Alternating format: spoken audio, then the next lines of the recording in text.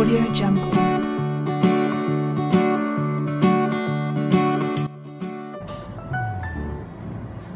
Good afternoon, teacher and everyone. I'm glad to meet you today. Let me introduce myself. My name is Warintron Phan-at. I'm a fourth-year student from English International Communication Program. When you graduate, if you want to study about master degree or study at abroad, you must know about what is the IELTS and what is the TOEFL. Okay, I would like to start with the IELTS. The IELTS is the International English Language Testing System. It is designed to assess the language ability of candidates who need to study or work where English is used as the language of communication. And IELTS is required for entry to university in the United Kingdom and other countries. What is the IELTS test like? There are 4 sections of the IELTS. The first is listening. There are 4 sections, 40 questions, 30 minutes. And second is speaking. It's about interview. There are 15 minutes. Third is reading. There are 3 sections, 40 questions and 60 minutes. And the last one is writing. It's about 2 pages of writing. There are 60 minutes.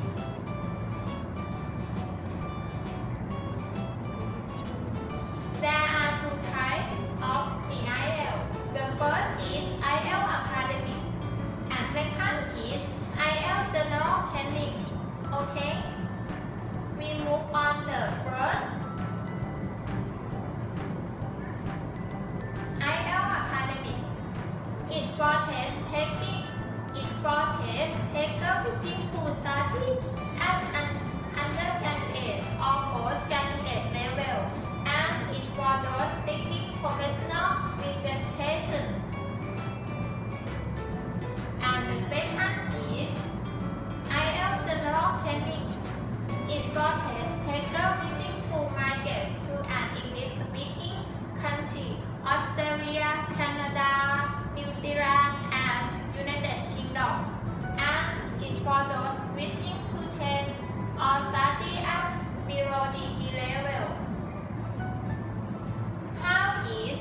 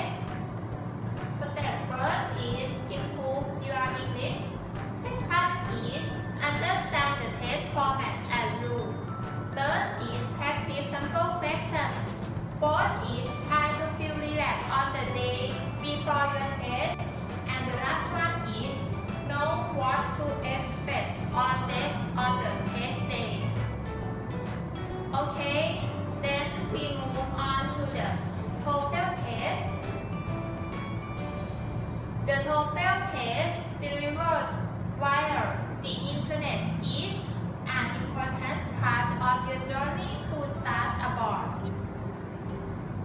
The TOEFL test ensures your ability to use and understand English at the university level, and is a value how well you combine your listening, speaking, and writing skills to perform academic tasks. What is the TOEFL test like? There are 4 sections of the TOEFL. The first is reading. There are 60 to 80 minutes. 36 to 56 questions is about read 3 or 4 passages from academic text and answer your question. Second is listening. There are 60 to 90 minutes. There are 34 to 51 questions is about listen to lecture, classroom discussion, and conversation. Then you answer your question. After that, you will have 10 minutes break, and you will continue the speaking test. There are 20 minutes.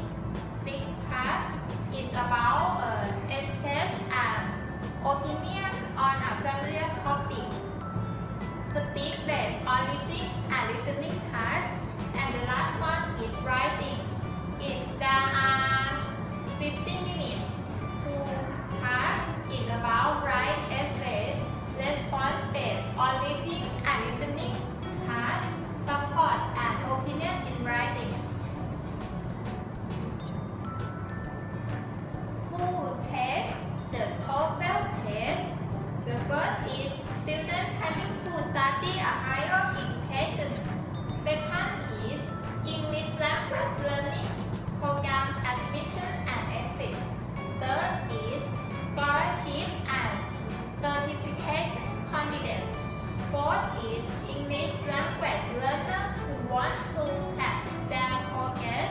And the last one is students and workers apply for visa. Where do you take the test?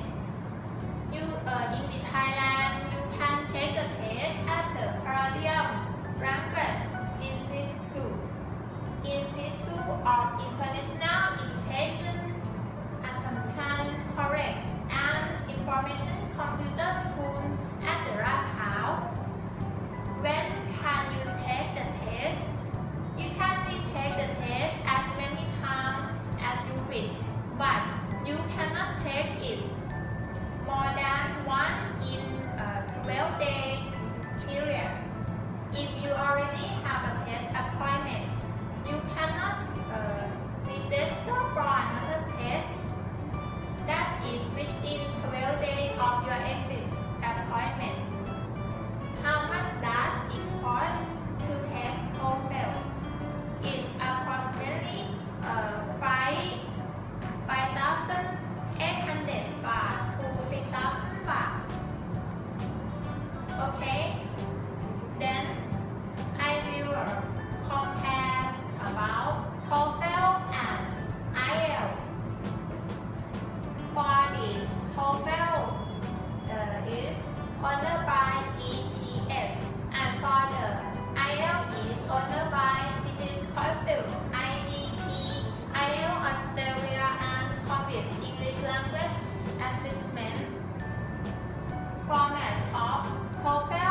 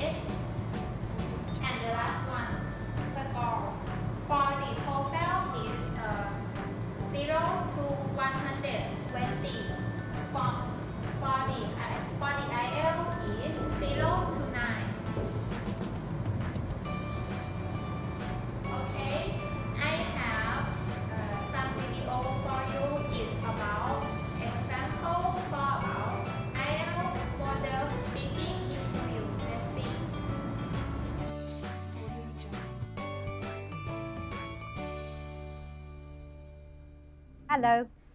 Come in. Take a seat.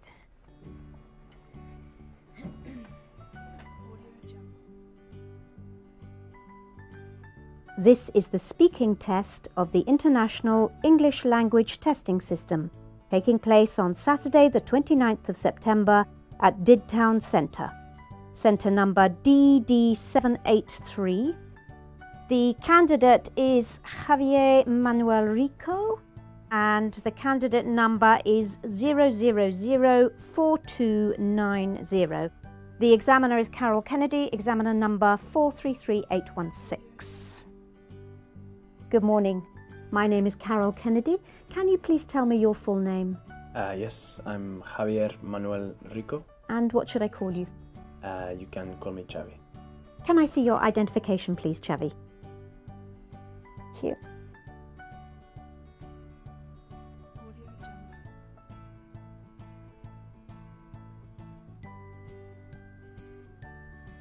Thank you.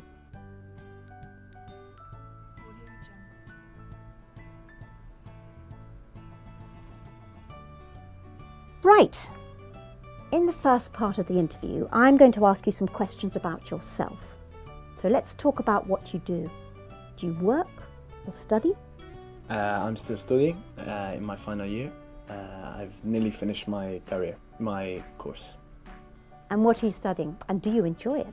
I'm studying law, and yes, I do enjoy it, most aspects of it, but in this final year there is a lot of hard work and a lot of reading, and I cannot say that I enjoy all of this reading, but what I really enjoy is working on case studies. What I mean is discussing cases. I like to exchange ideas with people. So what are your future plans? I want to have a career in law. I have to decide which area to specialize in first, and then maybe study for another 4 or 5 years. I hope to specialize in environmental law, which is the law that businesses use to have to abide by to ensure that their practices do not affect the environment. Let's talk about friendships. How do you spend time with your friends? Like most other people, I think, having a drink or a meal. I play football sala with some old friends. I think it's called five-a-side in this country. There are sometimes 6 or 7 of us. I haven't been able to keep it up, so I'm looking forward to getting back into it. And is there one person you could call your best friend? I would say maybe my girlfriend is my best friend. Although if you ask her, maybe she doesn't say this. But among my male friends, I do not think that I have a friend who is closer than all the others.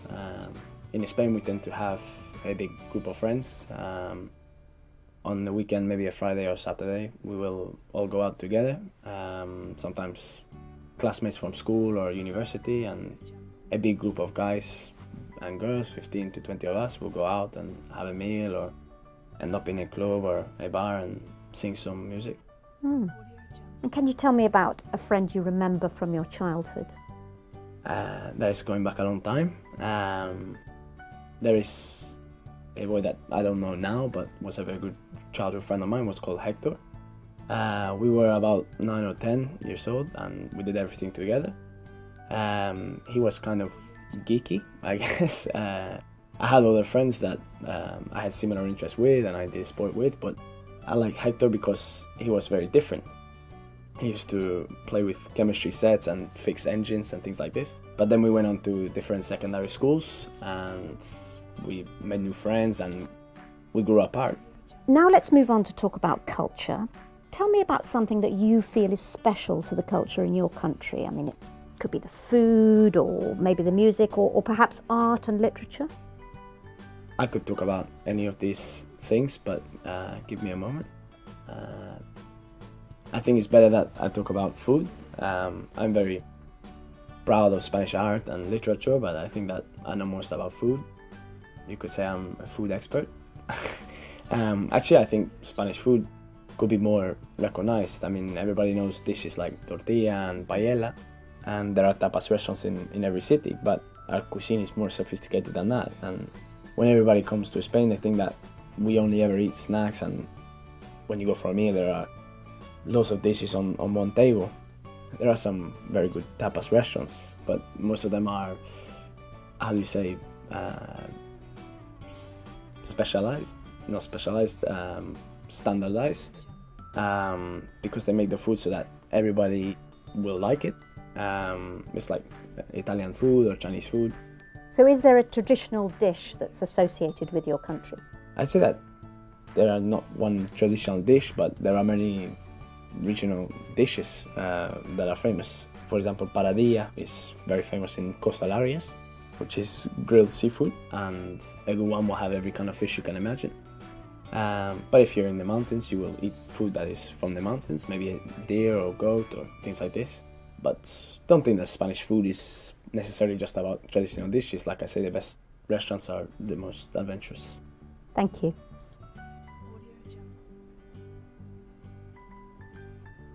Now, I'm going to give you a topic and I'd like you to talk about it for 1 to 2 minutes. You have 1 minute to plan what you're going to say and you can make notes if you wish. You understand? Yes. So, there's your paper and pencil. And it's your topic.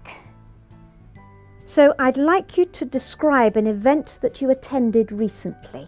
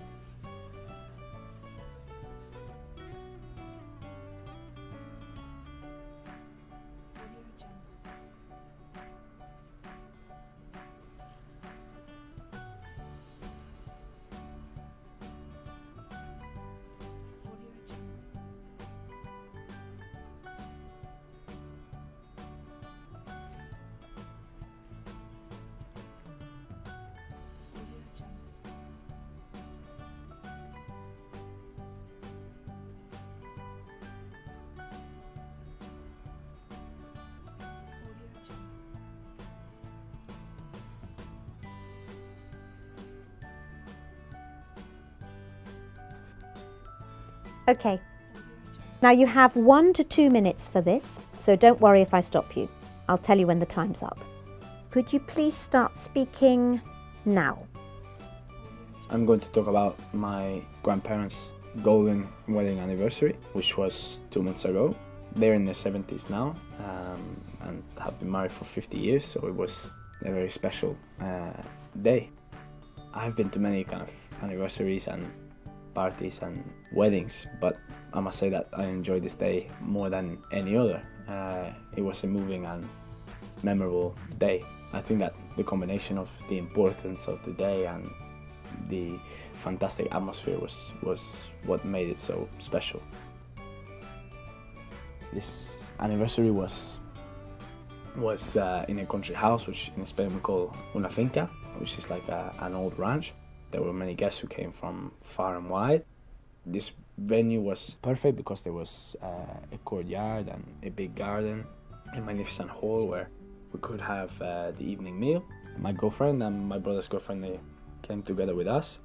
As soon as we arrived with everybody there, my mother, she saw everybody and started to cry. I can tell you that my mother, she cries very easily, and there were plenty more tears on this day. There were musicians playing in the courtyard, like an orchestra with just 4 people, and everybody had a glass of champagne.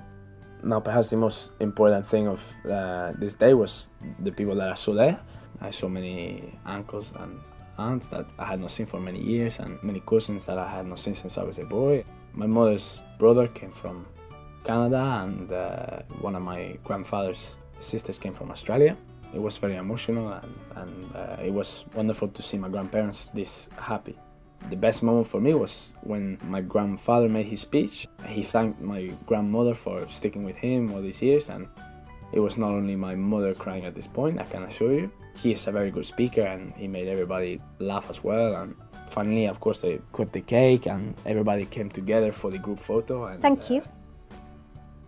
So what time did you get to bed that night? I think we were some of the last to leave at around 2 a.m. Thank you. Can I have the booklet, the pencil and the paper? Thank you.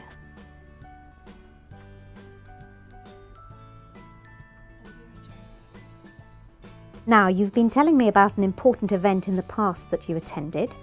Now, in the final 5 minutes of this test, I'd like to ask you some more general questions that are related to this.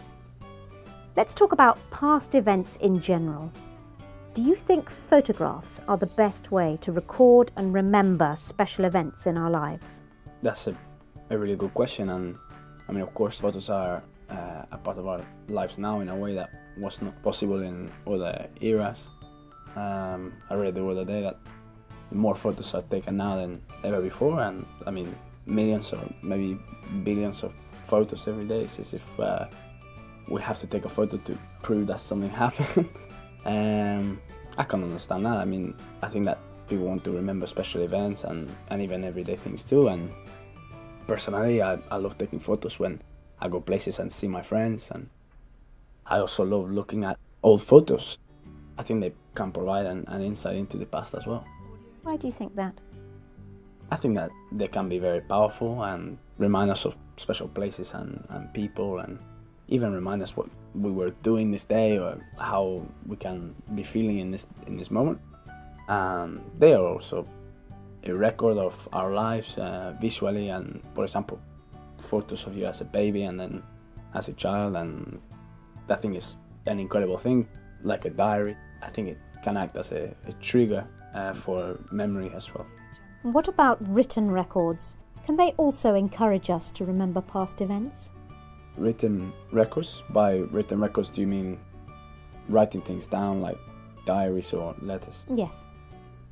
Well, yes, I think that writing things down can definitely help us to remember the past, but also the reality is that people no longer write things down in the same way, like long letters or diaries. Some people do, but I think that we have less time and patience nowadays, and writing is more of a luxury, I suppose.